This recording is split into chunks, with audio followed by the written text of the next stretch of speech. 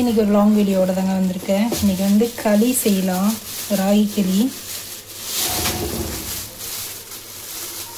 இது வந்து நான் ஊரில் இருந்து ராகி வாங்கி அரைச்சி எங்கள் அம்மா கொடுத்துட்ருக்காங்க.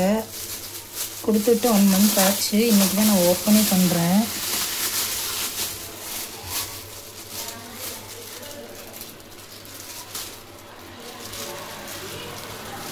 ஸோ இன்றைக்கி வந்து நான் குக்கரில் வச்சு தாங்க பண்ண போகிறேன்.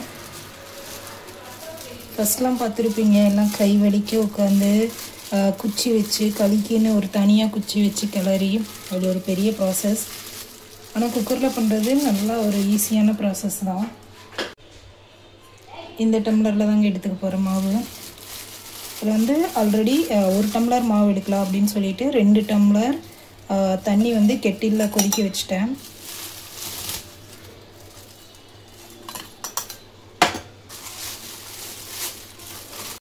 குக்கருக்குள்ளே வைக்கிற மாதிரி சைஸில் இருக்க பாத்திரம் எடுத்துக்கலாங்க. வந்து இதில் நான் போட்டுக்கிறேன் அந்த மாவு.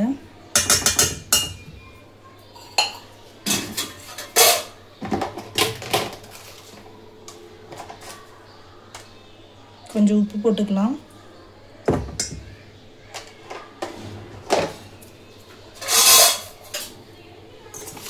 உப்பை கொஞ்சம் மிக்ஸ் பண்ணி விட்டுக்கிறேன்.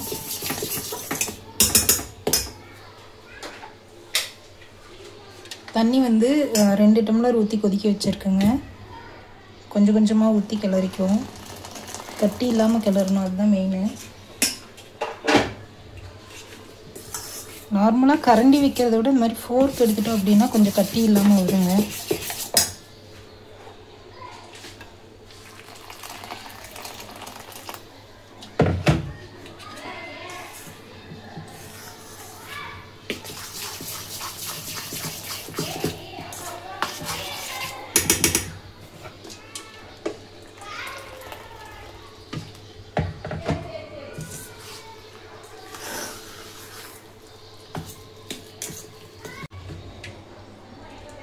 ஸோ ஃபுல்லாக தண்ணி ஊற்றிடுறேன்.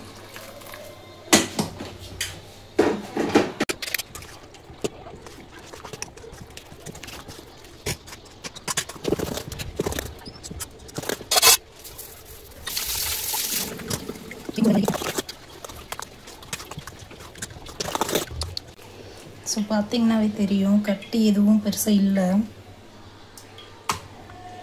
இன்னும் 2 நிமிஷம் அப்படியே நல்லா மிக்ஸ் பண்ணிக்கிறேன். இப்போ வந்து ஒரு சின்ன கட்டி கூட இல்லை. இது அப்படியே தூக்கி இப்போ அடுப்பு மேலே வைக்க போகிறோம். ஒரு 2 நிமிஷம்.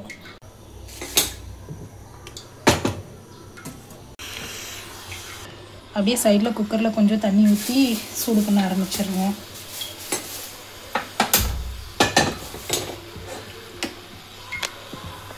ஸோ களி வந்து ஒரு 2 நிமிஷம் அடுப்பில் வச்சு இது பண்ண ஆரம்பிச்சிடலாம். கருக விட்டுறக்கூடாது, கொஞ்சம் சிம்லேயே வச்சுக்குவோம். ஹீட்டு பயங்கரமாக வரும், பார்த்து தாங்க பண்ணணும். 1 கப் மாவுக்கு 2 கப்பு தண்ணி எடுத்திருக்கேன்.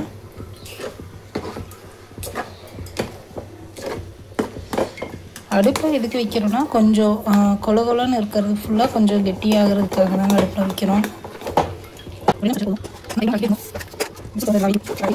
போதும், எடுத்துடலாங்க.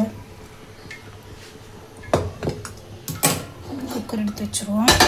இந்த சைடில் இருக்குங்கள, இதை ஃபுல்லாக அப்படியே எடுத்து கரெக்டாக இது பண்ணி விட்டுடலாம்.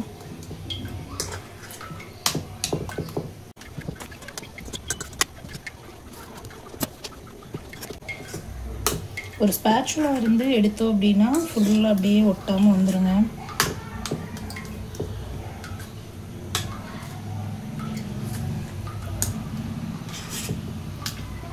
நீங்கள் எந்த பாத்திரத்தில் எடுக்கிறீங்களோ அந்த பாத்திரம் வந்து குக்கருக்குள்ளே போகுமா அப்படிங்கிறத ஃபஸ்ட்டே கரெக்டாக பார்த்துட்டு அதுக்கப்புறம் எடுத்துக்கோங்க. இல்லைன்னா இதை வேற ஒரு பாத்திரத்துக்கு மாற்றுறது ரொம்ப கஷ்டம். இதுக்கு செட் ஆகிற மாதிரி ஒரு மூடியை போட்டு க்ளோஸ் பண்ணிடுவோம். தண்ணி கொதி வர ஆரம்பிச்சிருச்சுங்க குக்கரில்.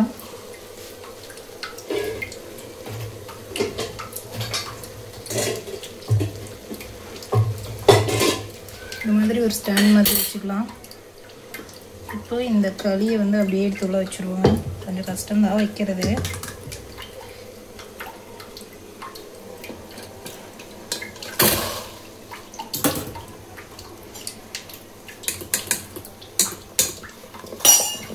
மூடி போட்டு மூடிடுவோம். குக்கரை க்ளோஸ் பண்ணி விசில் போட்டுடலாம். ஒரு 5லிருந்து ஒரு 7 விசில் அந்த மாதிரி வரட்டுங்க. அது வரைக்கும் அப்படியே விட்டுருவோம், டிஸ்டர்ப் பண்ண வேணாம்.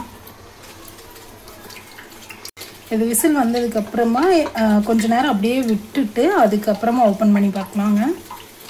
என்னாச்சுன்னா களி செஞ்சு முடிச்சுட்டு உடனே வெளியில் போயிட்டோம். ஒரு 1/2 அன் ஹவரில் வந்துடுவோம். சரி வந்து உருண்டை பிடிச்சி வச்சுக்கலாம் அப்படின்ட்டு போனால் போயிட்டு வர்றதுக்கே ஒரு 3-4 மணி நேரம் ஆயிடுச்சுங்க.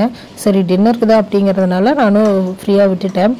அதுக்கப்புறம் தான் வந்து கொஞ்சம் ஆறிடுச்சு. அதுக்கப்புறம் உருண்டை பிடிச்சேன். உருண்டை சரியாக வரல, ஏன்னா நல்லாவே ஆறிடுச்சு அதனால. பட் இருந்தாலும் டேஸ்ட் எல்லாம் எதுவுமே மாறாதுங்க, அப்படியே இருக்கும். கடலக்கொட்டை சட்னியோட வச்சு சாப்பிடும்போது செம்ம டேஸ்ட்டாக இருக்கும். ஒருத்தருக்கும் ஒரு சைட் டிஷ் பிடிக்கும். எனக்கு என்னோடய ஃபேவரட் சின்ன வயசுலேருந்து கடலக்கொட்டை சட்னி தான் அதிகமாக சாப்பிடுவேன் களிக்கு. ஸோ இது என்னோட மோஸ்ட் ஃபேவரட் ஒரு டிஷ்ஷுங்க. களிக்கு வந்து சைட் டிஷ்ஷாக கடலக்கொட்டை சட்னி பண்ணியிருந்தேங்க. அதோட ஃபுல் வீடியோ வந்து நெக்ஸ்ட்டாக போடுறேன். இல்லைன்னா வீடியோ ரொம்ப லென்த்தாக போகும், அதனால தாங்க. இந்த களி ட்ரை பண்ணி பார்த்துட்டு எப்படி இருந்தது அப்படிங்கிறத கமெண்ட்டில் சொல்லுங்கள்.